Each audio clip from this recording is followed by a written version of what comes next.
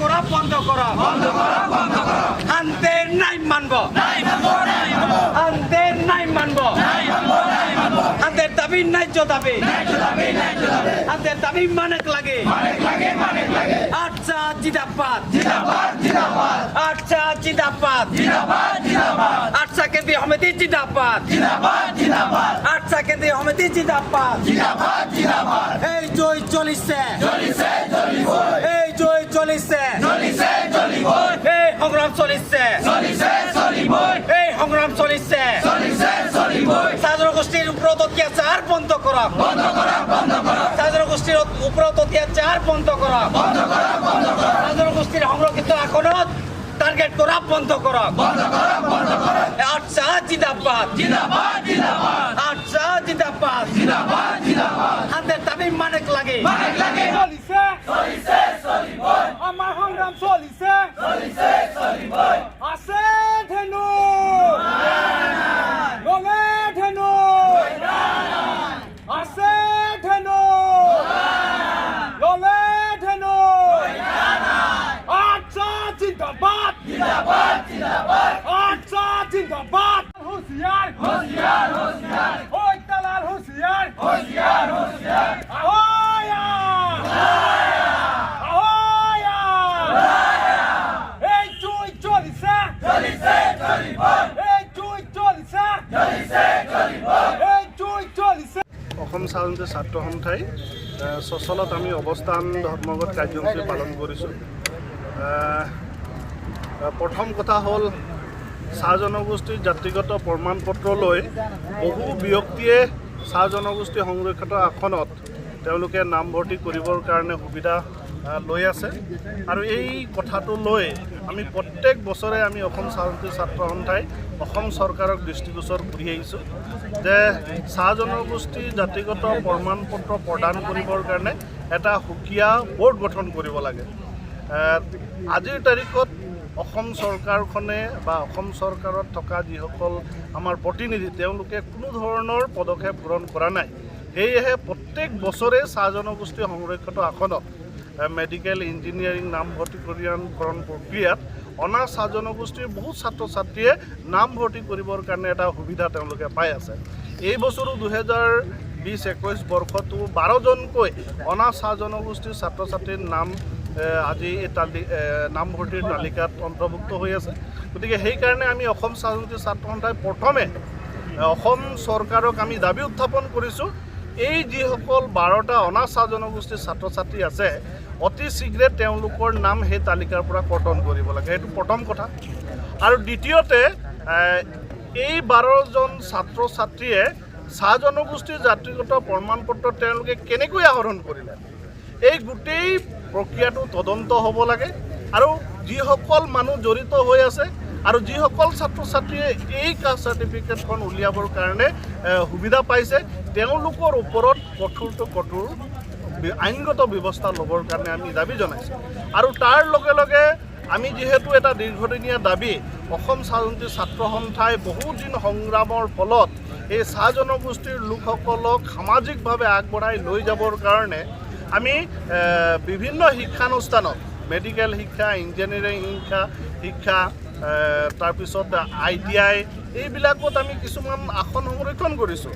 আমাৰ জনগোষ্ঠীটোক সামগ্ৰিকভাৱে আগবঢ়াই লৈ যোৱাৰ ক্ষেত্ৰত বা অৰ্থনৈতিকভাৱে আগবঢ়াই লৈ যোৱাৰ ক্ষেত্ৰত আৰু এই আৰ্চাৰ সংগ্ৰামৰ ফলত আমি যিকেইটা আসন পাইছোঁ সেই আসনসমূহ আমি সুৰক্ষিত কৰি ৰাখিব পৰা নাই আৰু চৰকাৰেও সুৰক্ষা কৰি দিয়াৰ কোনো ধৰণৰ ব্যৱস্থা লোৱা নাই। তেনেস্থলত অনা চাহ জনগোষ্ঠীৰ বহু লোকসকলে আহি এই সুবিধাবিলাক আহৰণ কৰিছে। গতিকে আমি অসম চৰকাৰক দাবী উত্থাপন কৰোঁ, আমাৰ যিকেইটা আসন আছে সেই আসনবিলাক সুৰক্ষিত কৰি ৰাখিব লাগে আৰু চাহ জনগোষ্ঠীৰ জাতিগত প্ৰমাণ পত্ৰ প্ৰদান কৰিবৰ কাৰণে এটা সুকীয়া বৰ্ড গঠন কৰি দিবৰ কাৰণে আমি দাবী কৰোঁ। যিহেতু বৰ্তমান সময়ত চাহ জনগোষ্ঠীৰ সকলো জাতিগত প্ৰমাণ পত্ৰ অন্যান্য পিছপৰা জাতিৰ যিটো বৰ্ড আছে তেওঁলোকৰ অধীনত প্ৰদান কৰা হৈ আছে। গতিকে এই প্ৰক্ৰিয়াটো নিখুঁতভাৱে এটা সুকীয়া বৰ্ড গঠন কৰি চাহ জনগোষ্ঠীৰ লোকসকলক বা চাহ জনগোষ্ঠীৰ বিভিন্ন সমাজত দায়িত্ব লোৱা ব্যক্তিৰ জৰিয়তে এই জাতিগত প্ৰমাণ পত্ৰ প্ৰদান কৰিবৰ কাৰণে এটা প্ৰক্ৰিয়া আৰম্ভ কৰিবৰ কাৰণে আমি দাবী উত্থাপন কৰিছোঁ। আমি বহু দিনৰ পৰা এই সংগ্ৰাম আমি অব্যাহত ৰাখিছোঁ। প্ৰত্যেক বছৰে মেডিকেলৰ আৰু ইঞ্জিনিয়াৰিঙৰ নামভৰ্তিৰ সময়তে আমি এই প্ৰতিবাদ কৰিবলৈ আমি কৰি আহিছোঁ।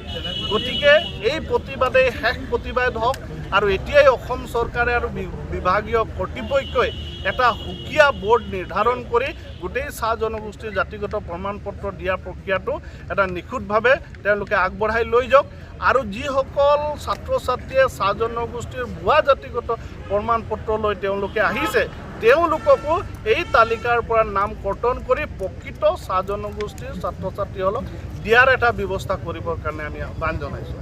আৰু এই ক্ষেত্ৰত আমি যিসকল বিগত সময়ত বহু অনা চাহ জনগোষ্ঠীৰ ছাত্ৰ ছাত্ৰীসকলে চাহ জনগোষ্ঠী সংৰক্ষিত আসনৰ কোটাত নামভৰ্তি কৰি ডক্টৰ আৰু ইঞ্জিনিয়াৰ হ'ল। সেইকাৰণে আমি অসম চৰকাৰক পুনৰ দাবী উত্থাপন কৰোঁ যে এই যিবিলাক কাষ্ট চাৰ্টিফিকেট ইতিমধ্যে প্ৰদান কৰা হৈছে বিভিন্ন লোকসকলৰ হাতত আছে সেইবিলাক এনকুৱাৰী কৰিব লাগে। এনকুৱাৰী কৰি প্ৰকৃততে চাহ জনগোষ্ঠী হয় নে নহয় এইটো নিৰূপণ কৰি যদি নহয় তেওঁলোকৰ ওপৰত বিহিত ব্যৱস্থা ল'বৰ কাৰণে আমি দাবী উত্থাপন কৰোঁ। আপোনালোকৰ জনজাতিকৰণ বহুত পুৰণা দাবী, চৰকাৰে প্ৰতিশ্ৰুতি দিছিলে, এতিয়া ইলেকশ্যন আহি পাই আছে, বেছি টাইম নাই ধৰক নেক্সট ইয়াৰ, এতিয়া সেইটোৰ ওপৰত কি ক'ব বিচাৰে আপুনি? চব চাহ জনগোষ্ঠীৰ লোকসকলক এক দীৰ্ঘদিনীয়া দাবী জনজাতিকৰণ আৰু যেতিয়াই অসম চাহ জনজাতি ছাত্ৰ সন্থা জন্ম হৈছিলে তেতিয়াৰ পৰাই আমি চাহ জনগোষ্ঠীৰ লোকসকলক জনজাতিকৰণৰ কাৰণে দাবী উত্থাপন কৰি আৰু যিহেতু অসমত আটাইতকৈ পিছপৰা জনগোষ্ঠী হৈ গ'ল চাহ জনগোষ্ঠী, চাহ জনগোষ্ঠীৰ লোকসকলক যদি আমি আগবঢ়াই লৈ আনিব খোজোঁ নিশ্চয় এই চাহ জনগোষ্ঠীৰ লোকসকলক জনজাতিকৰণ প্ৰক্ৰিয়াৰ আওতাত আনিবই লাগিব। গতিকে অসমখনৰ সামগ্ৰিক উন্নয়নৰ কাৰণে অসমীয়া জাতিটোক শক্তিশালী কৰিবৰ কাৰণে অসমখনক শক্তিশালী অৰ্থনৈতিক ভেটি শক্তিশালী কৰিবৰ কাৰণে আমি চাহ জনগোষ্ঠীৰ লোকসকলক জনজাতিকৰণ কৰিব লাগে বুলি দাবী উত্থাপন কৰিছোঁ। আৰু আমি আমাৰ দাবীৰ ওপৰতে অসমত যিমান চৰকাৰ আহিছে, কংগ্ৰেছ চৰকাৰেই হওক বিজেপি চৰকাৰেই হওক এতিয়াৰ শাসনাধীষ্ঠ বিজেপি চৰকাৰেই হওক তেওঁলোকে চাহ জনগোষ্ঠীৰ লোকসকলক জনজাতিকৰণ দিম বুলি প্ৰতিশ্ৰুতি দিছে। গতিকে তেওঁলোকৰ প্ৰতিশ্ৰুতিত আমি আশাবাদী, আমি এতিয়াও আশা কৰিছোঁ, ভৱিষ্যতেও আমি আশা কৰিম। তথাপি যিহেতু আমাৰ সাংবিধানিক অধিকাৰ হয় সেই সাংবিধানিক অধিকাৰটো পাবৰ কাৰণে আমি সংগ্ৰাম কৰিম। কিন্তু আমি শেহতীয়াকৈ দেখা পাইছোঁ শাসনাধীষ্ঠ চৰকাৰখনে আমাক যি প্ৰতিশ্ৰুতি দিছিলে সেই প্ৰতিশ্ৰুতি ৰক্ষা কৰাত তেওঁলোকে ব্যৰ্থ হ'ল। গতিকে তেওঁলোকৰ ওপৰত এতিয়া আমাৰ আস্থা নাইকিয়া হৈ গৈছে, কাৰণ তেওঁলোকে ইমান ভুৱা প্ৰতিশ্ৰুতি দিলে চাহ জনগোষ্ঠীৰ জনজাতিকৰণ বিষয়টো লৈ আমি তেওঁলোকৰ ওপৰত কেতিয়াও আস্থা এতিয়া ল'ব নোৱাৰোঁ। আৰু শেহতীয়াকৈ আমি এটা চালোঁ, আমি এটা বৃহৎ জনগোষ্ঠী হয়, এই জনগোষ্ঠীটোত অতি কমেও 107টাকৈ জাতিগোষ্ঠী আছে। এই 107টাকৈ জাতি গোষ্ঠী একেলগে হৈ আমি উমৈহতীয়াভাৱে একে সাংস্কৃতিক পৰিৱেশ সামাজিক পৰিৱেশত আমি ডাঙৰ দীঘল হৈ অসমত চাহ জনগোষ্ঠী হিচাপে আমি নিজকে পৰিচয় দি আহিছোঁ। তেনেস্থলত এই গোষ্ঠীটোক দুভাগত বিভক্ত কৰাটো এটা চূড়ান্ত দুৰ্ভাগ্যৰ বিষয়। গতিকে আমি এই চৰকাৰখনে যিটো জনগোষ্ঠীটোক দুভাগ কৰিবলৈ যিটো প্ৰক্ৰিয়া অৱলম্বন কৰিছোঁ তাক আমি তীব্ৰ বিৰোধিতা কৰিছোঁ আৰু এইটো ভৱিষ্যতে কেতিয়াও আমি এইটো হ'বলৈ নিদিওঁ।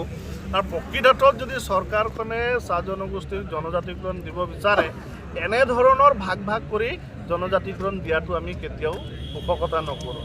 সেয়েহে আমি আহ্বান জনাওঁ যে চাহ জনগোষ্ঠীৰ জনজাতিকৰণ বিষয়টো লৈ যিয়েই দল নহওক, সি কংগ্ৰেছ হওক বিজেপি হওক এজেপি হয় যিয়ে নহওক, তেওঁলোকে ৰাজনীতি বন্ধ কৰিব লাগিব।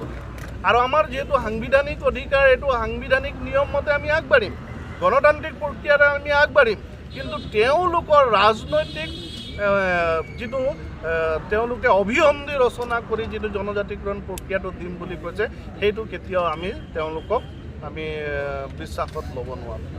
চৰকাৰে কৈছিলে minimum wages tea garden ৱৰ্কাৰ্ছৰ increase কৰা হ'ব, সেইটো একো সেনেকুৱা দেখা যোৱা নগ'ল, সেইটো সন্দৰ্ভত কি ক'ব বিচাৰে? এইটো ধৰক চূড়ান্তভাৱে এইটো আমাক বঞ্চনা কৰি আহিছে।